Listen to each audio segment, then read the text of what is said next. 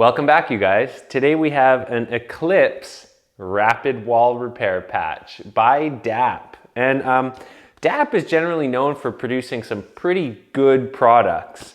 So I was surprised to see this one, but let's get a look at the package. No spackling or sanding. DAP's fastest, strongest, and thinnest drywall repair solution. Paint immediately and finish in minutes, all in one, mess-free, 2 times stronger than drywall itself. Permanent, long-lasting. Like, I don't know. I don't know how they're gonna do this all. So it's a 4-inch patch for a 2-inch hole in drywall. So first we need a 2-inch hole in some drywall.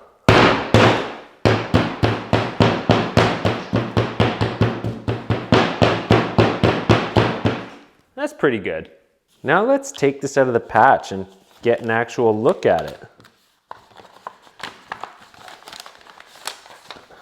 Okay, I have a hard time imagining that this is somehow not just going to be like painting a piece of masking tape. All right, let's actually follow the instructions here. The prep is push in damaged or rough edges, sand drywall, and smooth. Make sure area to be repaired is clean, dry, firm with no foreign material. It's not too hard to do. Okay, I don't know how much any of this matters because we're not actually putting any mud on it, so I don't think it necessarily needs to be like carved out. I'm making the hole too big if I get rid of all of it, but I'm gonna do it just in case, you know, so that it doesn't have some blistery lumps underneath. That's a bit better. I think we'll go with that. There's the clean, dry surface. All right, step 2, peel using slit. Remove patch from white carrier sheet, exposing the entire adhesive surface. Okay.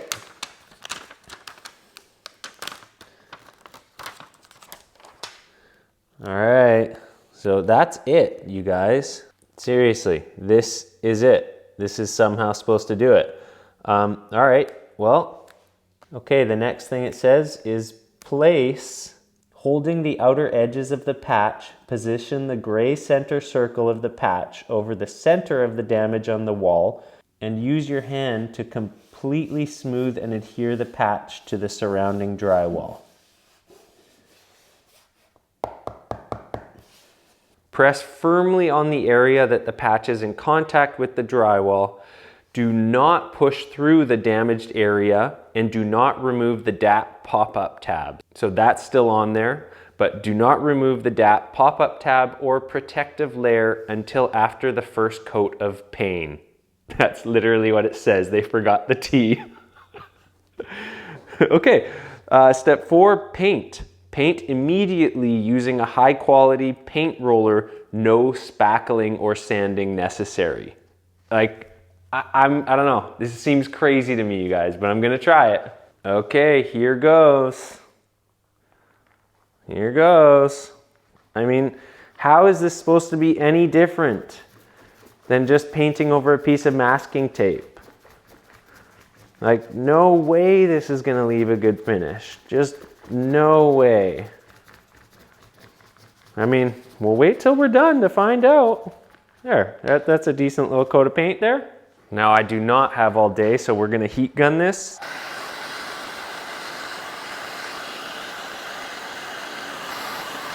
Okay, that's for sure dry. So what's the next step after the first coat of paint? All right, step 5 is remove the tab. Okay. Ah, stay stuck. Stay stuck. Or is that part of it? I don't know exactly how this is supposed to come up. Oh, come on. Oh, maybe that's part of it. Maybe it is staying stuck. Come on. How am I supposed to get more coats of paint on this? I mean, would this have worked better if it was... Okay, that's it? What's the pop-up tab for? I'm confused here. All right, let's see what happens if we keep going. All right, so there's a really thin film that had to come up. So my guess is this is all a paint ready surface. So now that we've got this off, let's try painting this, because I'm sure that's the idea. Is everything up? It looks like it. Yeah, this surface is porous. Not exactly porous, but matte. It says to apply 2 more coats of paint.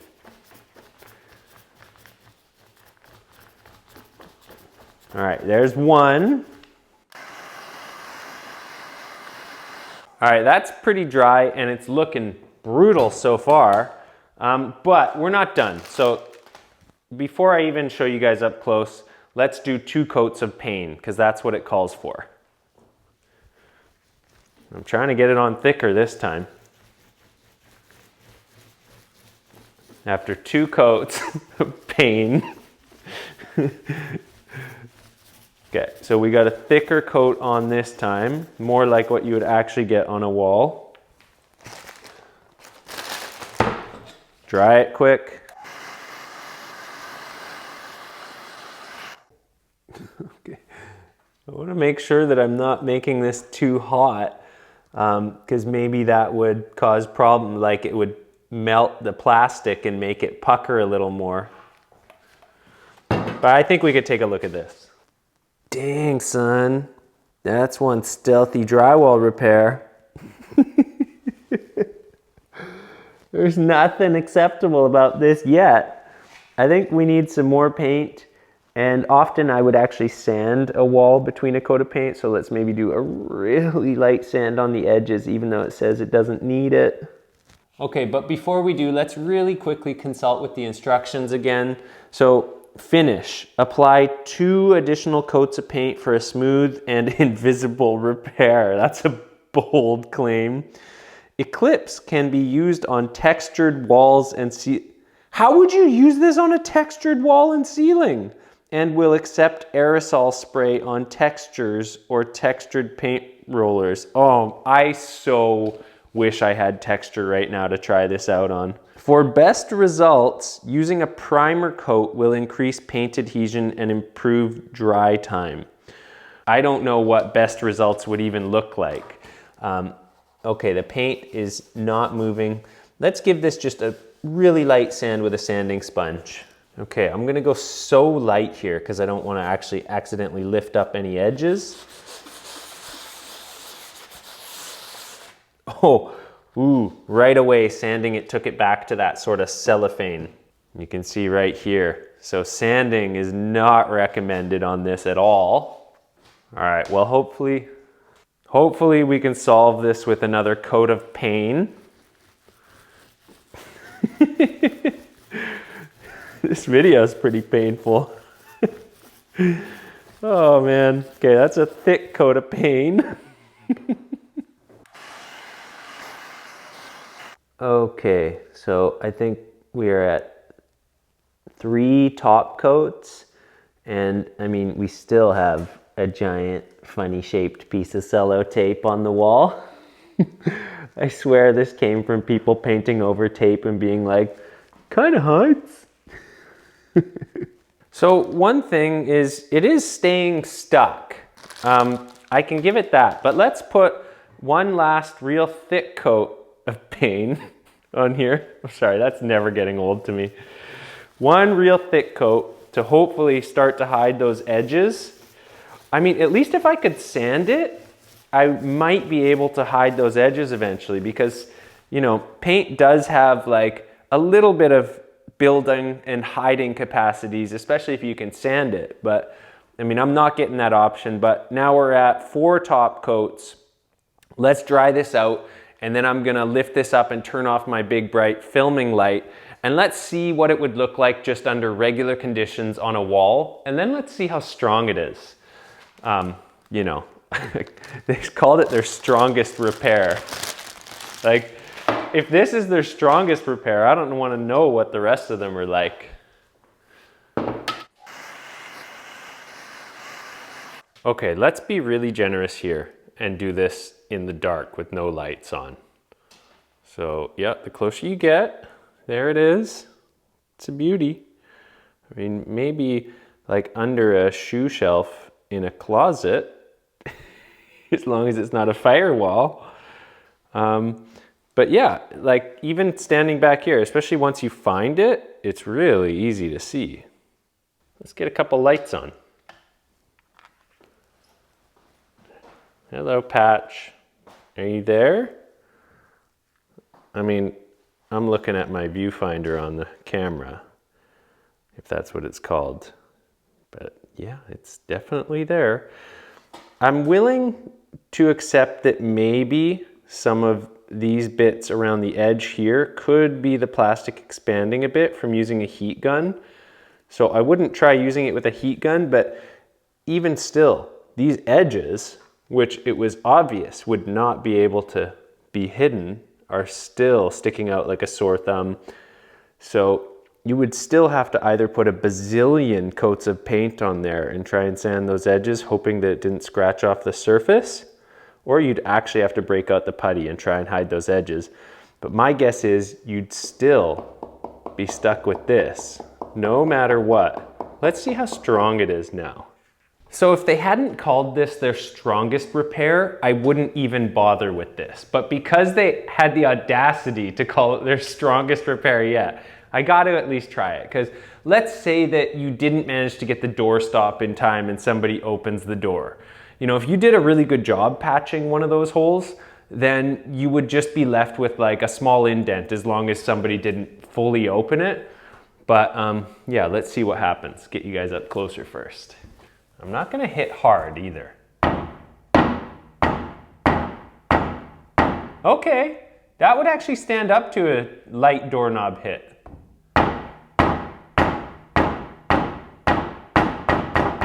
Feels like a trampoline, like a plastic trampoline. All right, credit where credit's due. It's actually holding up pretty well. I'm gonna try hitting it harder.